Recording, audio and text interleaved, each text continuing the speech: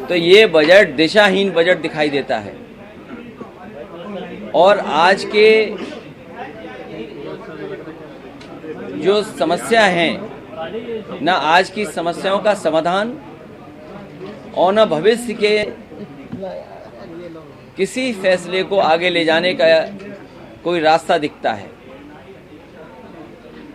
जिस प्रदेश में सबसे ज़्यादा आबादी गांव में रहती हो और खेती और किसानी पर निर्भर करती हो, किसानों को निराश किया है। जहां नौजवान उम्मीद लगा करके लगातार इस बैठे कि रोजगार नौकरी का कुछ रास्ते खुलेंगे, नौजवानों को निराश किया है, महिलाओं को निराश किया है इस बजट ने। और जैसा कि मैंने पहले कहा कि दिशाहीन बजट है।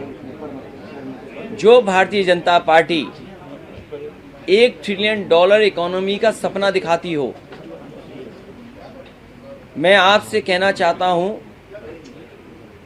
कि ये वित्त मंत्री और मुख्यमंत्री दोनों कम से कम ये बताएं उत्तर प्रदेश की जनता को, जब मुख्यमंत्री जी ये सपना दिखा रहे हैं $1 ट्रिलियन इकोनॉमी का, तो उत्तर प्रदेश की ग्रोथ रेट क्या हो। जो आज की ग्रोथ रेट उत्तर प्रदेश की है, उससे $1 ट्रिलियन की इकोनॉमी कब बन पाएगी।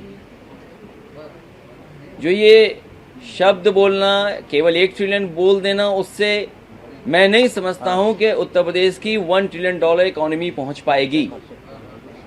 और $1 ट्रिलियन इकोनॉमी पहुंचाने के लिए ग्रोथ रेट कितनी चाहिए, और आज ग्रोथ रेट क्या है।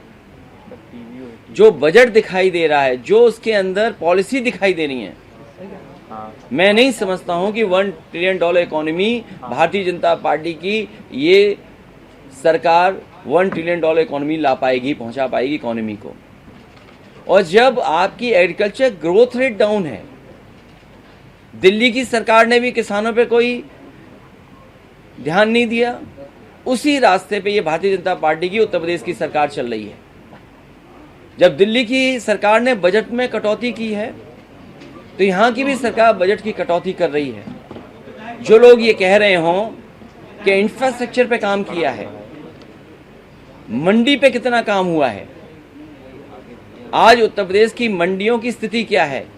क्या किसान जाकर के वहाँ अपनी फसल की सही कीमत पा पाएगा।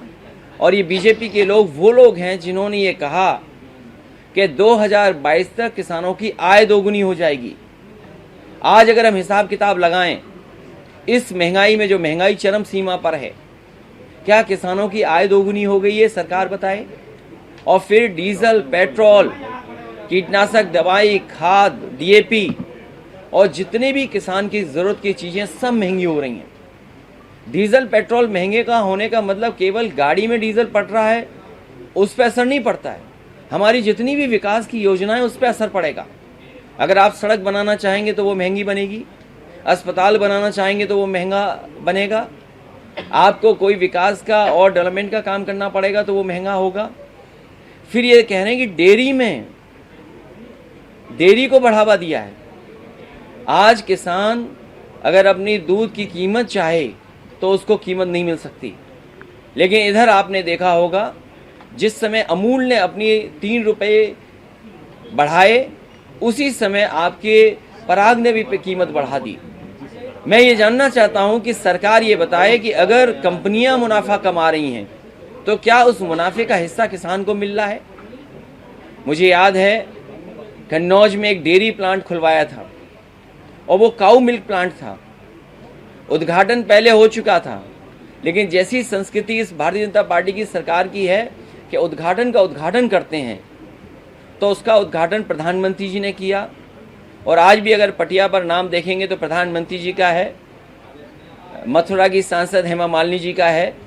नहीं, मैं नहीं समझता हूँ कि मथुरा की सांसद हेमा मालिनी जी कभी उस मिल्क प्लांट को देखने भी गई होंगी। यूपी का सबसे मॉडर्न काऊ मिल्क प्लांट इस सरकार की अनदेखी की वजह से बंद हो गया। इसी तरह जिलों में एग्रीकल्चर के एक्सीलेंस सेंटर खुलने थे, जिससे कि सीधा सीधा किसानों को लाभ पहुंचाया जा सके, बीज को लेकर के या फसल को लेकर के उन सेंटर ऑफ एक्सीलेंस को भी सरकार ने बंद कर दिया। न नौकरी न रोजगार, और फिर इन्वेस्टमेंट का कितना बड़ा सपना, 4 लाख करोड़ का लगभग पहले इन्वेस्टमेंट का वादा किया, डिफेंस एक्सपो में वादा किया, और फिर अभी एक बहुत बड़ा मेला लगा था। इस सरकार को केवल मेला लगाना आता है। मेला लगा लिया, लोगों को बुला लिया, बड़े उद्योगपतियों से तो मिल लिए, लेकिन जो छोटे कारोबारी उद्योगपति जो बड़ी उम्मीद से आए थे कि इतनी बड़ी इन्वेस्टमेंट मीट है, शायद उनकी सुनवाई होगी। इन्वेस्टमेंट मीट का क्या हुआ, उसके लिए सच्चाई क्या है? बजट में मुझे नहीं दिखता है कि किसी भी इंडस्ट्रियल पॉलिसी के तहत इन्वेस्टमेंट यहाँ उत्तर प्रदेश में आ पाएगा। कोई अगर बजट में ऐसे ही इंतज़ाम हो तो सरकार बताए कि उन्होंने इस सेक्टर में जो इन्वेस्टमेंट मंगाया था, इन्वेस्टमेंट के लिए MOU किए थे, उस इन्वेस्टमेंट को लाने के लिए हम ये राहत दे रहे हैं, ये पैकेज दे रहे हैं, ये सहूलियत देंगे। इस बजट में कुछ ऐसा दिखाई नहीं दे रहा है। जहां बिजली महंगी होगी, कोई कल्पना कर सकता है? क्योंकि मार्केट में कंपटीशन है। जो इन्वेस्टर यहाँ आ रहा है वो ज़रूरी नहीं कि केवल इन्वेस्टर यूपी में आ रहा है। अभी जब मध्य प्रदेश में इन्वेस्टमेंट मीट हुई थी, वहाँ गए थे ये सभी इन्वेस्टर्स। महाराष्ट्र में यही इन्वेस्टर्स गए थे। उड़ीसा में भी होगा तो वहाँ जाएंगे, तमिलनाडु में होगा तो वहाँ जाएंगे, गुजरात में तो बड़ी तैयारी होती है इन्वेस्टमेंट मीट की, वहाँ जाएंगे। मैं ये जानना चाहता हूँ कि यही इन्वेस्टर्स, यही उद्योगपति हर प्रदेश में जाते हैं।